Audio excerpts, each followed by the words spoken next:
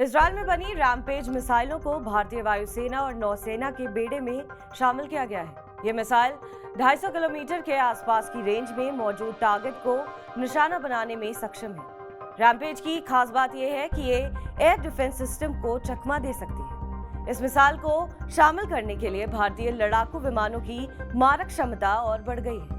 भारतीय सेना की मारक क्षमता को बढ़ाने और मजबूत करने के लिए लगातार उसे अत्याधुनिक तकनीकों से लैस किया जा रहा है। इस सिलसिले में अब लंबी रेंज से सटीक हमला करने वाली रैमपेज मिसाइलों को भारतीय वायुसेना और नौसेना यानी इंडियन एयरफोर्स और नेवी में शामिल किया गया है। ये मिसाइल 250 किलोमीटर के आसपास की रेंज में मौजूद टारगेट को भेदने में सक्षम है। Rampage missile made in Israel है।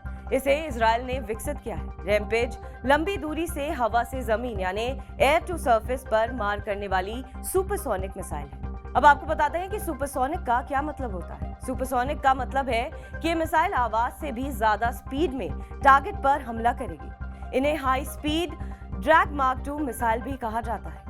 आइए जानते हैं कि ये मिसाइल कितनी पावरफुल है।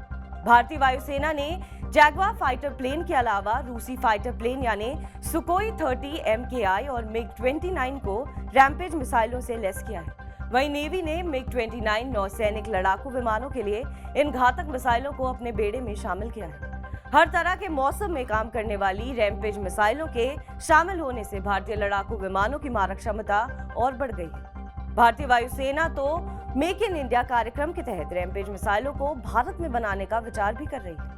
एक रिपोर्ट के मुताबिक इसे 2020 में चीन के साथ तनाव शुरू होने के बाद डिफेंस मिनिस्ट्री ने आर्म्ड फोर्सेस को मजबूत करने के लिए खरीदा था। अब आपको बताते हैं कि रैमपेज मिसाइल की खासियत क्या है। ये मिसाइल इंडियन फाइटर पायलट्स को कम्युनिकेशन सेंटर्स या रडार स्टेशनों जैसे टारगेट्स पर हमला करने और उन्हें मार गिराने में मदद करेगी। इन मिसाइलों का इस्तेमाल हाल ही में इजरायल के एयरफोर्स ने ईरानी ठिकानों पर कहर बरपाने में किया था।